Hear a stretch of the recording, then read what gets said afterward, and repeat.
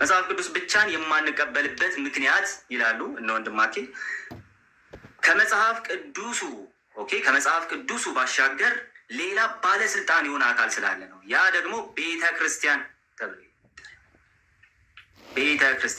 ይጠራል። ስለዚህ ቤተ ክርስቲያን የማትሳሳት ባለስልጣን እንደመሆኗ መጽሐፍ ቅዱስ ብቻ የሚለው ትምህርት ሐሰት ነው በማለት ሲነገር እንመለከታለን። ታዲያ ቤተ ክርስቲያንን በዚህ መንገድ ካስቀመጥናት መጽሐፍ ቅዱስን ሕጸጽ አልባ ብላ ልትነግረን የሚገባው ሕጸጽ አልባ የሆነች አካል ቤተ ክርስቲያን ካለች ያቺ ቤተ ክርስቲያን ለሕጸጽ አልባነቷ ምን አይነት ሕጸጽ አልባ የሆነ ማስረጃ ማቅረብ ትችል? ስለዚህ አንዲትም ቤተ ክርስቲያን ልክ መጽሐፉን ሕጸጽ አልባ ነው ሊሳሳት አይችልም የሚለውን ነገር እኔና ወንድሜ እንደምንስማማበት ሁሉ ቤተክርስቲያን ለሕጸጽ አልባነቷ ወር ደግሞ የማትሳሳት ለመሆኗ ኢንፋሊብል ለመሆኗ ምን አይነት ኢንፋሊብል ማስረጃ መቅረብ ይችል ይሆን የሚለውን ጥያቄ ለወንድሜ ማቅረብ ፈልጋለሁ። እንደዚሁም ደግሞ ከመጽሐፍ ቅዱስ ሌላ ሕጸጽ አልባ የሆነ ባለስልጣን ማን ነው የሚለውን ጥያቄም ደግሞ ወንድማችን እንዲመልስልን እንፈልጋለን። ታዲያ ከመጽሐፍ ቅዱስ ሌላ ሕጸጽ አልባ የሆነ ባለስልጣን አካል ካለ ለሕጸጽ አልባነቱ አንድ ሕጸጽ አልባ የሆነ ማስረጃ ያስፈልጋል። ምክንያቱም ወንድማችን እንደሚናገረው መጽሐፍ ቅዱስ ብቻ የሚለውን ሀሳብ ተቀብሎ የሚሄድ አንድ ሰው መጽሐፍ ቅዱስ ሕጸጽ አልባ ነው ካለ በኋላ መጽሐፍ ቅዱስ ሕጸጽ አልባ መሆኑን የሚነግረው ሌላ የማይሳሳት አካል ያስፈልገዋል ብሎ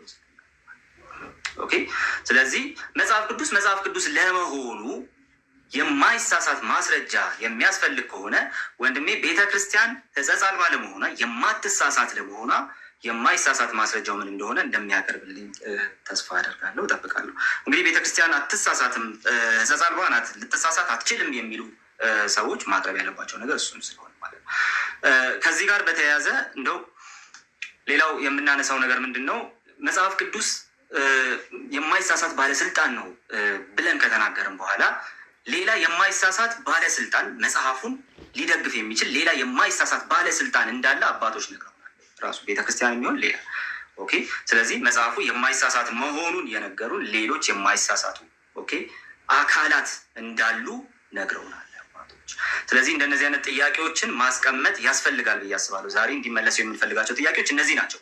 ኤኒዌይ ግን አንድ ሰው መጽሐፍ ቅዱስ ብቻን እንደው ትምህርቱን ራሱን ሐሰት ነው ለማለት ከፈለገ ማድረግ ያለበት ሁለት ነገሮች አሉ ብዬ አስባለሁ። የመጀመሪያው ነገር መጽሐፉ ሕጸጽ አልባ የሆነ ባለስልጣን መሆኑን መካድ ያስፈልገዋል።